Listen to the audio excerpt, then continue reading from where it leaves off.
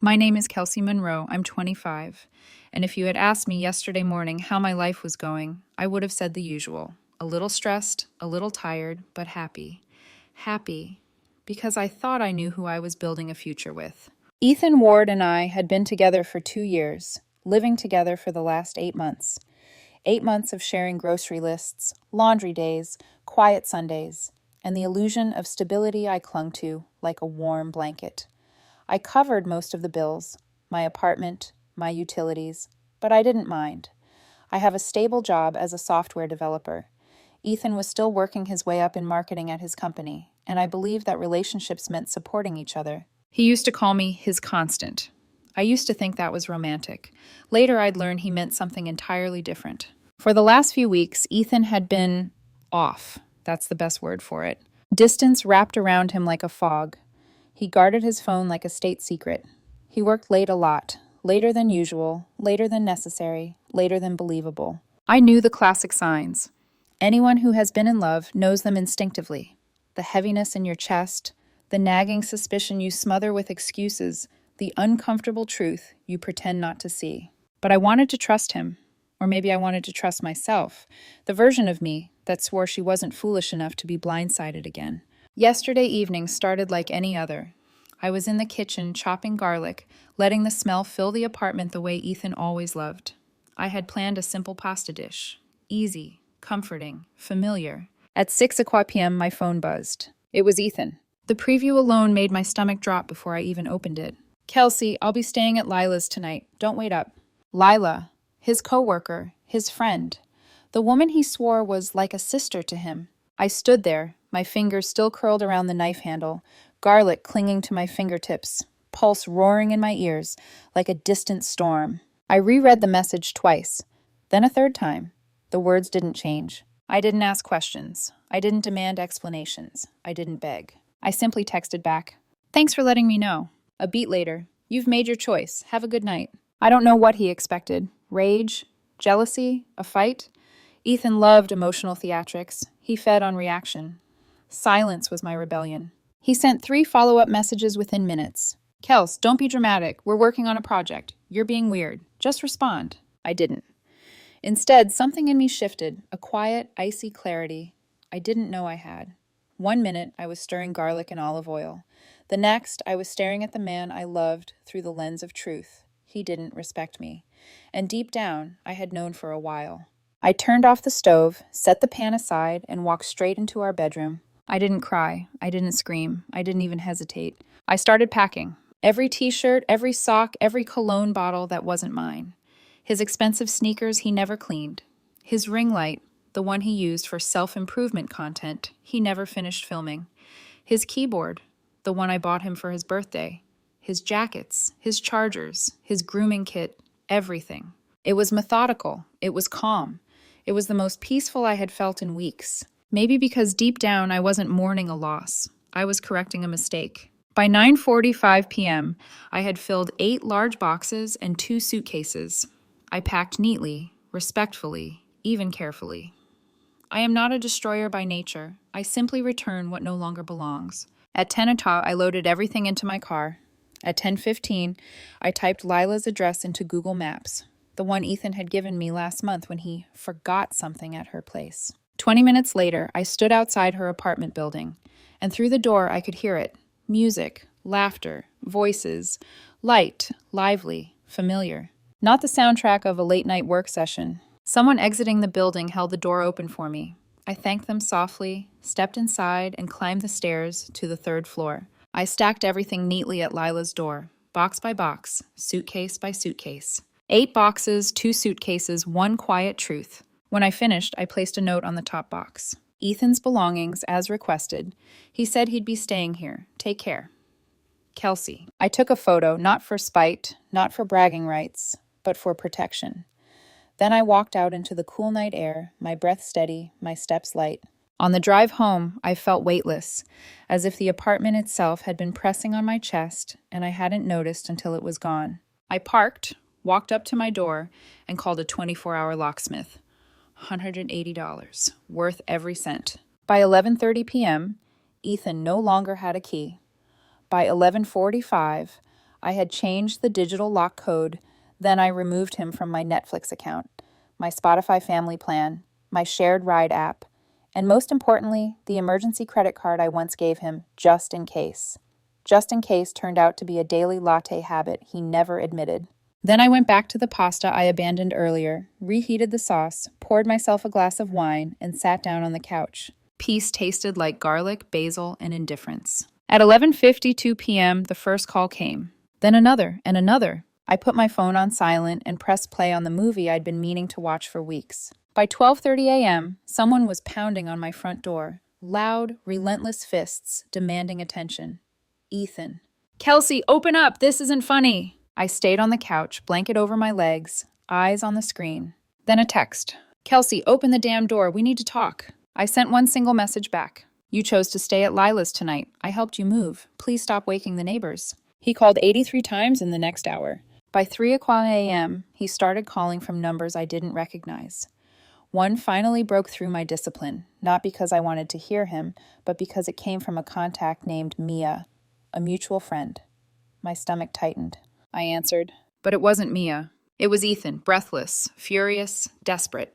Kelsey, what the hell is wrong with you? You can't just throw me out. I didn't throw you out, I said calmly. You left. I simply made it efficient. It was one night, he argued. One night at Lila's. You're blowing this out of proportion. If it was work, I replied, your company would have paid for a hotel. Silence sliced through the line. Then the truth tried to wriggle free from his mouth in the ugliest form. It was a test, Kelsey. I wanted to see if you cared enough to fight for me. A test. A test. In that moment, something inside me snapped. But not in the way he expected. It wasn't pain. It wasn't heartbreak. It was exhaustion. If you loved me, I said softly, you wouldn't need tests. He inhaled sharply. His tone shifted, frantic. Where am I supposed to go, Kelsey? Lila's boyfriend is furious. He saw your boxes and thinks something happened. I can't stay there. Sounds like a problem of your own making. You can't do this. You can't just abandon me. Ethan, I said, you abandoned us the moment you chose to spend the night at another woman's home. Actions have consequences. I'm just the one handing them to you. He cursed under his breath. Then he begged. Then he yelled. I hung up. It was 4 o'clock a.m. He'd sent 127 messages by then. Apologies, accusations, threats, pleas, more threats. I set my phone face down. The apartment was quiet. The kind of quiet that feels like a clean slate. Tomorrow would bring chaos. I could feel it humming in the air.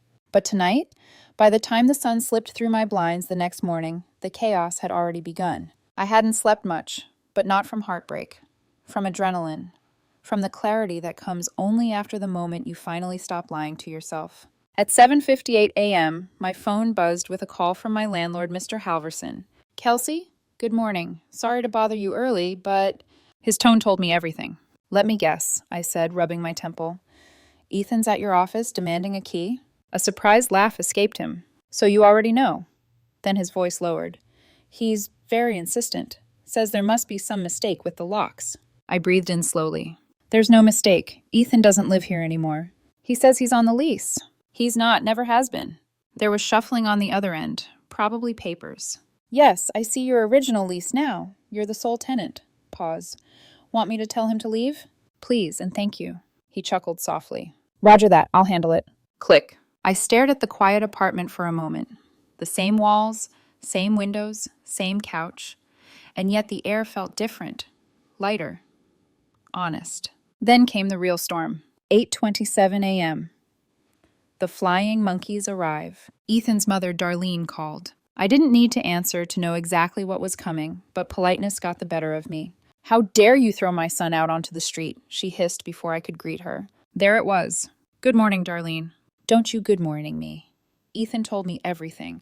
You humiliated him, dumped his belongings in front of some girl's apartment, and changed the locks like some heartless monster. I rubbed my eyes. He told you he was staying at another woman's home last night, right? Silence. Then, it was one mistake. Men make mistakes.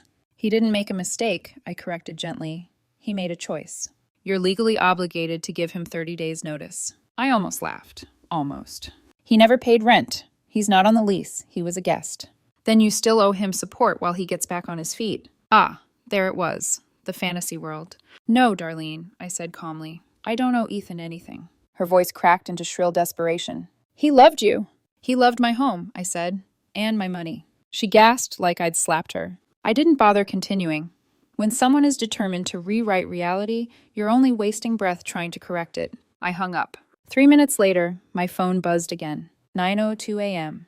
Jake calls. Jake, Ethan's bro friend, always hovering at the edge of whatever trouble Ethan created. I didn't want to answer. I answered anyway. Kelsey, what the hell? He sounded half annoyed, half scared. Good morning to you too. Ethan's blowing up my phone. He says you dumped all his stuff at Lila's place. Correct. That was messed up.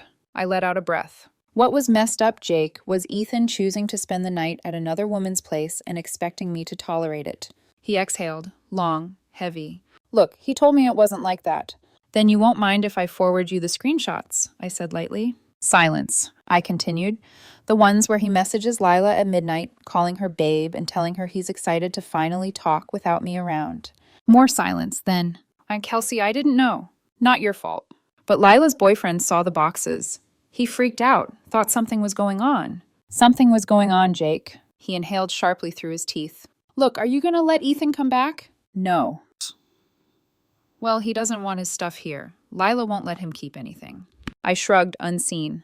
Then he can pick it up from wherever she dumped it. Not my problem. He tried to argue, but the defeat in his tone swallowed it. He hung up. 11:17 a.m. The knock on my door. When the doorbell rang, I already knew who it was. Two shadows through the frosted glass. I opened the door halfway. A police officer and Ethan. Ethan looked terrible. Disheveled, exhausted, desperate. The officer cleared his throat. Ma'am, this gentleman claims you illegally evicted him. Ethan stepped forward. Kelsey, tell him the truth. Tell him I live here. He tried to push past the officer, an instinct I recognized, the entitlement he wore like a second skin. The officer held up a hand. Sir, step back. I spoke calmly. Officer, Ethan was never a tenant. He paid no rent. He's not on the lease. He told me last night he was staying with another woman. I packed his belongings and delivered them to the address he said he'd be at. The officer blinked. Do you have proof? I had been waiting for this. I pulled out my phone, opened the text thread, and handed it to him. Ethan's message glowed on the screen. I'll be staying at Lila's tonight. Don't wait up. The officer's eyebrows lifted. Sir, did you send this? Ethan swallowed. Yeah, but it wasn't like that. It was just for work. The officer folded his arms. Then why didn't your company book you a hotel instead of your female coworker? The silence was volcanic. Ethan's jaw clenched. His eyes darted to me, dark with frustration. He tried to salvage it. Kelsey, this was a test. I told you that. I just wanted to see if you cared. You're so cold sometimes. I needed proof you still loved me. A laugh escaped me, soft, bitter. If you loved me, I said, you wouldn't test me. The officer's face softened, just a little. He turned to Ethan. Sir, she didn't evict you. You left voluntarily. This is a civil matter. You need to leave the premises. Ethan's face went pale, then red, then tight with rage. I have nowhere to go. His voice cracked. For a moment, I saw the little boy hiding behind the man. But I had spent too long mothering someone who should have been my partner. You chose Lila's bed last night, I said. That's where you start. The officer placed a gentle hand on Ethan's shoulder. Let's go. Ethan glared at me as he stepped back. You'll regret this, Kelsey. You think you're strong, but you're nothing without me. I didn't flinch. I'm already doing better than I ever did with you. His mouth opened, but the officer ushered him away. As the door closed, I felt it again, that quiet lightness. The beginning of freedom. Tomorrow, the fallout would escalate. I could feel it coming. But so was the truth, and I wasn't afraid of it anymore. Tonight, I rested. The officer's footsteps had barely faded by the time my phone lit up again. Unknown number. I didn't answer. Another number called, then another. This was Ethan's specialty. Chaos by persistence. He had always overwhelmed instead of explained. Flooded instead of reflected. But I wasn't the same woman he had manipulated for 2 years. Not anymore. By midday, though, the chaos had escalated beyond him. It began with a blocked call I accidentally answered at 12:08 p.m. A woman's voice, trembling, angry. Are you Kelsey Monroe? Yes. This is Lila. Ah, I leaned back against the counter.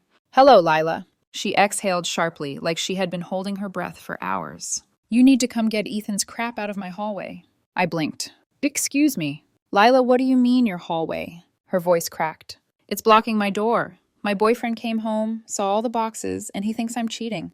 He nearly broke up with me. What were you thinking? Ah, so the truth had finally caught up to her, too. I delivered his belongings to the address he said he'd be staying at, I replied evenly. You're unbelievable. I cut her off. Did something happen last night between you and Ethan? Silence. A long, heavy silence that told me more than any scream. When she finally spoke, her voice was small. He told me you two were basically done, that he just needed space, that you were controlling. I almost laughed. Controlling? If only I had been half as strong 6 months ago as I was now. He lied to you, I said simply. She already knew that. I could hear it in the crack of her breath. Before she could reply, another voice yelled in the background, male, furious, fed up. Lila, I'm done. Done. She flinched. I have to go, she whispered and hung up. The first domino had fallen. 22 p.m. Ethan's workplace enters the chat. I was halfway through reheating leftovers when LinkedIn pinged. Walter Jenkins viewed your profile. Walter, Ethan's boss. Before I could overthink it, a message popped up. Walter. Hi, Kelsey. Apologies for the odd message, but I have a question about Ethan. I stared at the screen. Me. Sure, what's going on? Walter. He listed you as his emergency contact for a salary advance request. He also called out sick both yesterday and today, as did Lila. Is everything okay? There it was, the beginning of their downfall. I typed. Me. Walter, Ethan and I broke up last night. He spent the night at Lila's apartment. I'm aware your company has a fraternization policy. There was a long pause. Then, Walter, thank you. That clarifies a lot. Take care, Kelsey. 2 hours later, I received a text from Ethan. Not a call, not a voice note, just a single exploding message. You got me fired. The irony was almost poetic. I didn't respond. 3:40 p.m. His spiral begins. At 3:40, my bank alerted me to an attempted charge on Ethan's canceled emergency card. A hotel, 289.7. Declined. 10 minutes later, another notification. Attempted application for a brand new credit card. Using my social security number. I stared at the screen for a full minute. Not out of shock, but because of the icy, devastating confirmation that I had been living with someone who never saw me as a partner, only a resource. I called the bank, then placed a freeze on my credit, then called the non-emergency police line. While I was giving details to the dispatcher, my phone vibrated with an incoming call from Mom. I finished the report, thanked the officer, and answered.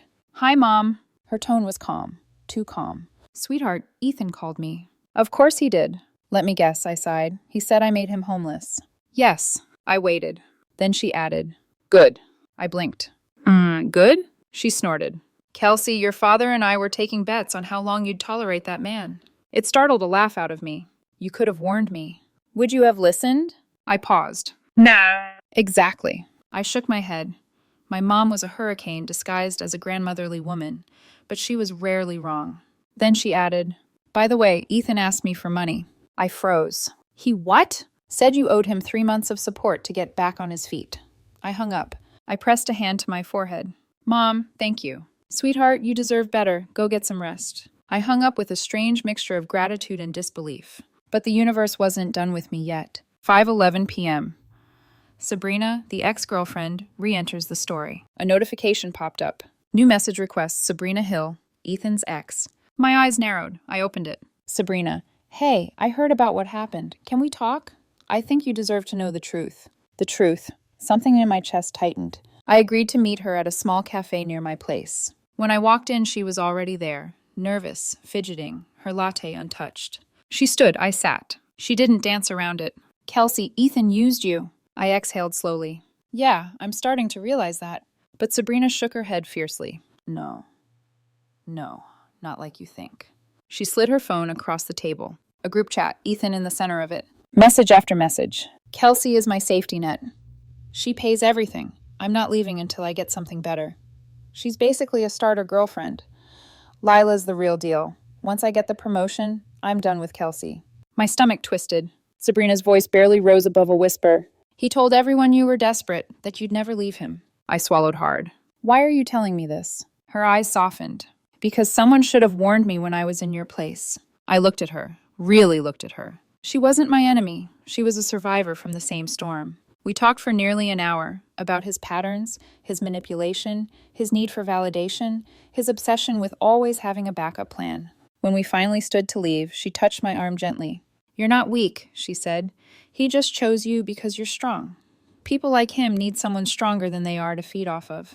Her words sank into me like truth I had been too afraid to voice. As I walked home, I realized something. I wasn't angry at Ethan. I was angry at myself for accepting crumbs and calling it a relationship. But that anger was transforming, sharpening, becoming something powerful. The truth didn't hurt. It set me free. Tomorrow, Ethan's desperation would take a darker turn, and I would finally confront the version of him he could no longer hide behind. The morning after Sabrina showed me the truth, I woke up with a strange calm humming beneath my ribs. A calm that wasn't peace yet, but something close, like the air right before a storm breaks open and washes everything clean. I had barely brushed my hair into a messy bun when I heard a heavy thud outside my apartment. Then another. Then a dragging sound. Furniture scraping along concrete. Voices, 3 of them. Male. Loud. I froze for a moment, heartbeat shifting into a steady, warning drum.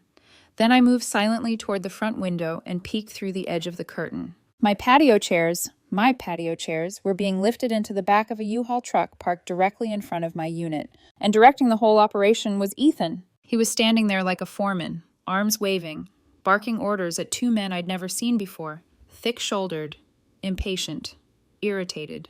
I inhaled slowly. Of course he came back for a grand finale. He'd always believed that if he made enough noise, the world would bend to him. But today I wasn't alone. My older sister Ava had stayed over after hearing everything from Mom. Ava was the calm, steel-spine type, an accountant by day, a human lie detector by night.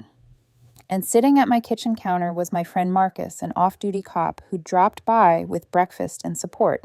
The universe had sent Ethan an audience he didn't expect. Ava looked up from her coffee. Something happening? I opened the curtains fully. Ava blinked once, then again. Marcus stood. Well, that's breaking and entering. I nodded calmly. Shall we? The moment I opened the door, Ethan's head snapped toward me. His face lit up, not with relief or remorse, but triumph, like he had finally caught me in the trap he'd set for himself. Kelsey, he announced loudly, as if narrating for an invisible audience, we're moving my stuff back in. Ava scoffed softly behind me. Marcus crossed his arms. I stepped out onto the patio. Ethan, put my patio furniture back. One of his cousins, broad, shaved head, tattooed forearm, paused mid-lift. Your furniture? He asked. He glanced at Ethan. You said this was yours. Ethan waved him off. She's lying. Don't listen to her. Just load it. Marcus stepped forward. Not aggressively, just with the presence of someone used to being obeyed. Gentlemen, he said calmly, you're trespassing on private property and attempting to commit theft. Tattooed cousin stared. Hey, who are you? Marcus reached into his jacket and flipped open his badge. Someone who can arrest you if you don't stop. The cousins froze like a timer had been paused. Ethan's face drained of color. Marcus, come on, man to man, this is between me and Kelsey. Marcus shook his head. You brought a U-Haul and 2 accomplices. You made it criminal. Ava crossed her arms. And stupid, don't forget stupid. I stepped forward. Ethan, you have no legal right to this apartment. You never paid rent, you're not on the lease, and you moved out voluntarily. Stop this. He let out a bitter laugh. Moved out? You threw me out. No, I said quietly. You left. I just delivered your belongings to the address you chose. Tattooed cousin turned sharply to Ethan. Wait, you left? You told us she locked you out and stole your stuff. I folded my arms. Everything of Ethan's was delivered to Lila's door. I have photos. Marcus nodded. She also has locksmith receipts and screenshots of texts confirming he wasn't a resident. The cousins exchanged looks, annoyed, betrayed. Dude, the other cousin, a tall, lanky one, said, you said she stole your grandma's necklace. Ethan jabbed a finger toward me. She did. I blinked. The necklace you're wearing right now? His hand flew instinctively to his chest. There it was, the thin gold chain peeking over the collar of his wrinkled t-shirt. Ava burst into laughter so sudden and sharp she had to cover her mouth. The cousins stared at him like watching a car crash. Lanky cousin sighed. Bro, we're out. She's got proof. You've got lies. Tattooed cousin dropped the patio chair he'd lifted. Sorry, ma'am. They both backed away toward the U-Haul. Ethan told us you were holding him hostage, Lanky cousin said awkwardly. Said you had his stuff locked inside. I shook my head. No, everything he owned was returned to him. He just didn't like where it ended up. The cousins exchanged a final look of disgust, climbed into the truck, and drove off, leaving Ethan standing alone on my patio, chest heaving, hands fisted. He looked at me like I had stolen his entire world. Maybe I had. The fantasy one, at least. You ruined everything, he whispered. No, I said softly. I ended what was already broken. His voice rose. I lost my job, Kelsey. I lost Lila. I lost my reputation. I stepped closer, not afraid. You lost the things you destroyed yourself. Tears welled in his eyes, not of heartbreak, but humiliation. I just needed space, he said, voice cracking. I needed to know you'd fight for me. Love isn't a battlefield, I replied quietly. It's a home, and you walked out of ours. His jaw clenched. You think you're better than me? Ava stepped beside me. She doesn't think it, Ava said. She is. Ethan turned red. I'll get my stuff back. I'll get you back. You can't do this to me. That was when a cruiser pulled up. Detective Morrison stepped out. The same detective who took my identity theft report. Ethan froze. Mr. Ward, the detective called. We need to speak with you. Ethan's voice cracked. About what? The detective's tone was flat. About 2 counts of attempted identity theft, 1 count of fraud, and repeated harassment calls to Ms. Monroe's workplace. Ethan spun toward me, betrayal etched across his face. You pressed charges? You committed crimes, I said steadily. I simply acknowledged them. He shook his head violently. You can't do this. You can't. You love me. For the first time in months, the truth felt simple. I love the person you pretended to be. Marcus stepped forward and murmured discreetly to the detective, confirming the attempted break-in. It only took 30 seconds. Detective Morrison turned back. Mr. Ward, you're under arrest. The moment the cuffs clicked around his wrists, Ethan screamed. A raw, panicked, wounded sound that didn't resemble the man I once knew. They guided him toward the car while he shouted my name, his voice cracking into something desperate, unrecognizable. A memory, not a partner. A nightmare fading. The cruiser door slammed shut. Silence fell. A breeze brushed my face. And for the first time in 2 years, I could breathe. Tomorrow, the storm would shift from survival to clarity, from him to me. And for once, the ending wouldn't involve chaos, but quiet and freedom.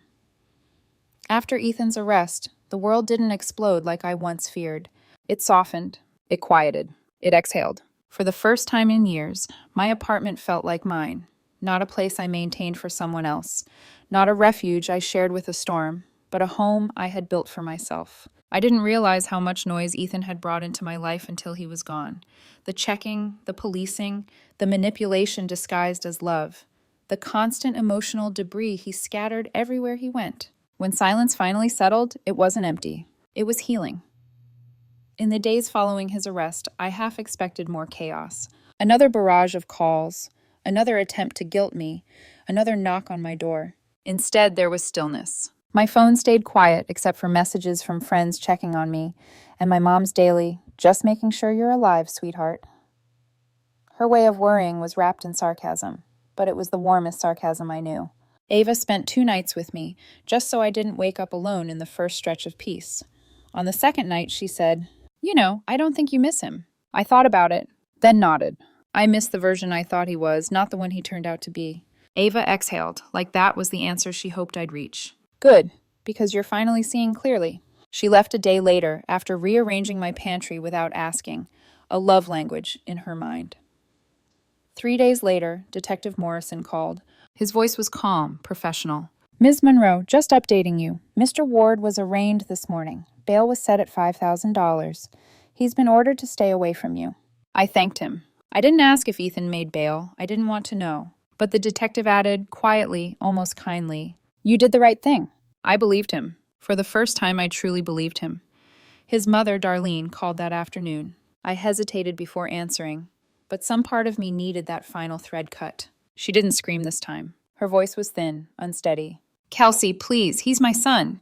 He says he made a mistake. He needs someone to stand by him. My heart ached, not for Ethan, but for a mother who was grasping for a version of her child that didn't exist anymore. Darlene, I said softly, he didn't make one mistake. He made dozens, and every time he chose the path that hurt someone else.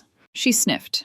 This could ruin his life. A quiet, painful truth rose inside me. He ruined it himself. A beat of silence. Then she whispered, barely audible, he said you were the love of his life. My eyes stung, but not with longing. With clarity. If that was true, I said, then he didn't know what love meant. She had no answer to that. She hung up, and I felt something loosen in my chest. The last tie, gone. 2 days later, Sabrina came by. Not to commiserate, not to gossip, but to return something. A folder. Thin, but full of screenshots I hadn't seen yet. Ethan's messages about me from months earlier. She had debated whether to give them to me. I skimmed through them slowly, page by page. Every line reinforced what I had already accepted. Ethan had been gone long before he ever said the words. Sabrina watched my expression carefully. I didn't show you these to hurt you, she said. I showed you because truth is the only thing that frees you after someone like him. I closed the folder. Thank you, I whispered. For real. She smiled, small, tired, but genuine. You're stronger than I ever was with him. You got out before he broke you. Maybe that was the first time I believed it. She gave me a quick hug before she left. Two women who had once been pitted against each other by the same manipulative man now standing on the same side of the line. It felt like reclaiming something. Nights grew peaceful. I made dinner for one.